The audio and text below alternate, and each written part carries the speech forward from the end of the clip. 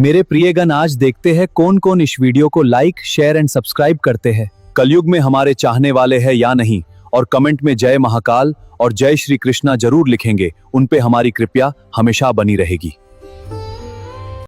दोस्तों, जरा कल्पना कीजिए, एक और भगवान विष्णु का दिव्य सुदर्शन चक्र, जिसकी गति इतनी प्रचंड है कि पलक झपकते ही पूरे ब्रह्मांड को चीर देने की शक्ति रखता है।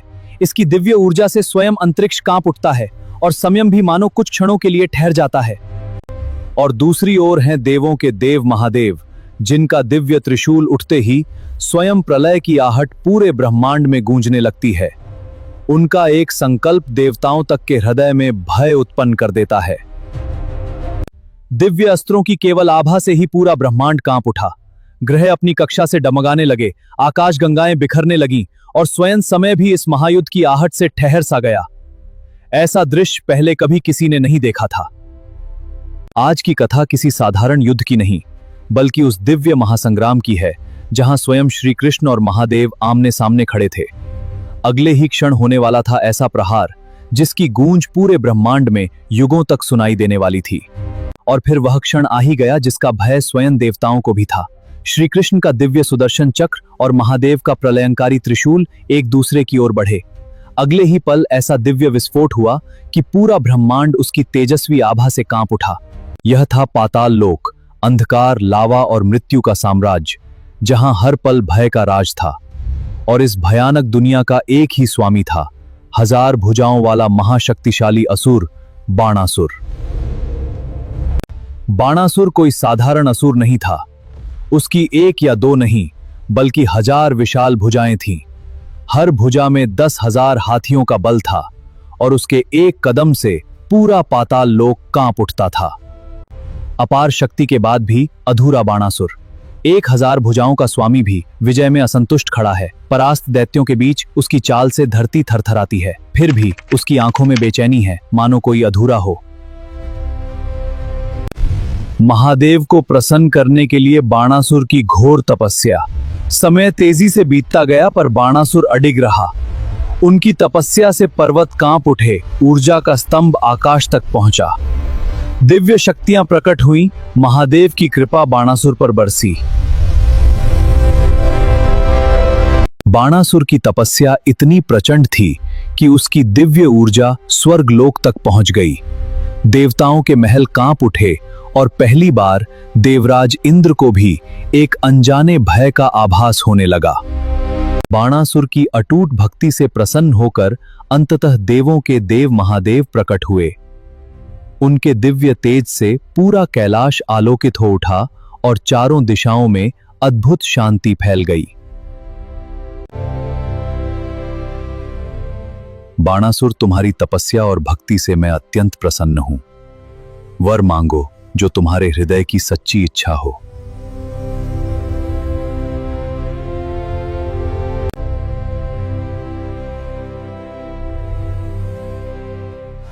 हे देवों के देव महादेव, यदि आप मुझ पर प्रसन्न हैं तो मुझे ऐसा वरदान दीजिए कि मेरी नगरी शोणितपुर की रक्षा स्वयं आप करें।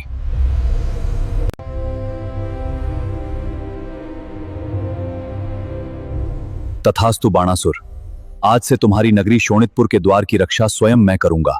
जब तक मेरा आशीर्वाद तुम्हारे साथ है, कोई भी तुम्हें सहजता से पराजित नहीं कर सकेगा। महादेव का वरदान पाकर बाणासुर का आत्मविश्वास कई गुना बढ़ गया। शोणितपुर उसकी विजय का उत्सव मना रहा था, लेकिन इसी क्षण उसके भीतर अहंकार का पहला बीज जन्म ले चुका था। महादेव ने अपना वचन निभाया। स्वयं शोणितपुर के द्वार पर रक्षक बनकर खड़े हो गए। अब उस नगरी पर आक्रमण करना स्वयं महाकाल को चुनौती देने के समान था। शक्ति जब विनम्रता के साथ रहती है, तब वह कल्याण करती है, लेकिन उसी शक्ति में अहंकार जन्म ले ले तो विनाश का समय दूर नहीं रहता। बाणासुर के साथ भी यही होने लगा था।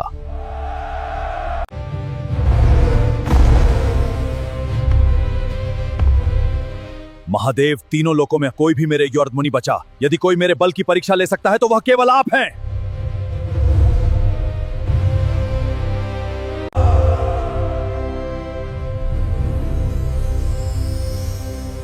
बाणासुर, जिस दिन यह दिव्य ध्वज बिना हवा के स्वयं धरती पर गिर जाएगा, उसी दिन तुम्हारे अहंकार का अंत करने वाला योद्धा इस संसार में तुम्हारे सामने खड़ा होगा। महादेव का दिव्य ध्वज शोणितपुर की सबसे ऊंची चोटी पर लहरा उठा। बाणासुर इसे अपनी अजेय शक्ति का प्रतीक समझ बैठा, लेकिन यही ध्वज एक दिन उसके भाग्य का सबसे बड़ा संकेत बनने वाला था। समय बीतता गया और बाणासुर का घमंड बढ़ता गया। अपनी 1000 भुजाओं और महादेव के वरदान के बल पर उसने तीनों लोकों में भय फैलाना शुरू कर दिया, लेकिन नियति चुपचाप अपना खेल रच रही थी। उस रात नियति ने एक अद्भुत लीला रची। राजकुमारी उषा ने स्वप्न में एक दिव्य राजकुमार का दर्शन किया। जागने के बाद भी उसका चेहरा उषा के हृदय से ओझल न हो सका, और यहीं से एक अमर प्रेम कथा का प्रारंभ हुआ। सखी, मैंने स्वप्न में एक दिव्य राजकुमार को देखा। उनका चेहरा मेरे हृदय से हट ही नहीं रहा। मुझे ऐसा लगता है जैसे मेरा भाग्य उनसे जुड़ चुका है।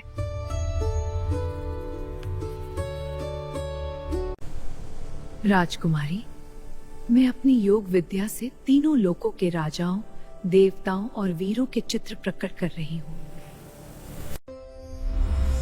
यही है, यही वही दिव्य राजकुमार हैं जिन्हें मैंने अपने स्वप्न में देखा था। मेरा हृदय इन्हें पहचान चुका है सखी।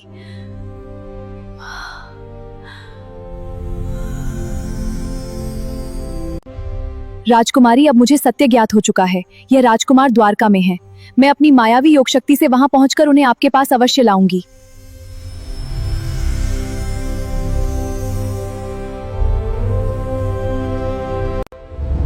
राजकुमारी, अब समय आ गया है।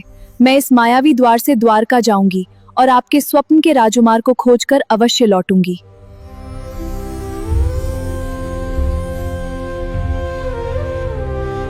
रात के अंधकार में चित्रलेखा अपनी मायावी शक्ति के सहारे देवताओं की नगरी द्वारका पहुंच चुकी थी। हे द्वारका, मैं उषा के प्रेम को उसके भाग्य तक पहुंचाने आई हूं।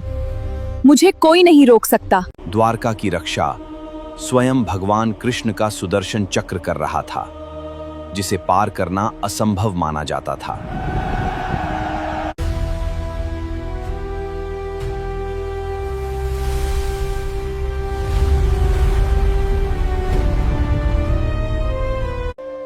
द्वारका के महल में चित्रलेखा का प्रवेश हो चुका था। मुझे उस राजकुमार तक पहुंचना है जिसे उषा ने स्वप्न में देखा था। द्वारका के राजमहल में राजकुमार अनिरुद्ध गहरी निद्रा में थे। उन्हें भाग्य का कोई आभास नहीं था, जिन्हें उषा ने स्वप्न में देखा था। चित्रलेखा ने अपनी दिव्य योग शक्ति से अनिरुद्ध और उनके पलंग को मायावी ऊर्जा से घेर लिया। अब ये दिव्य ऊर्जा हमें द्वारका से बिना किसी आभास के बाहर ले जाएगी।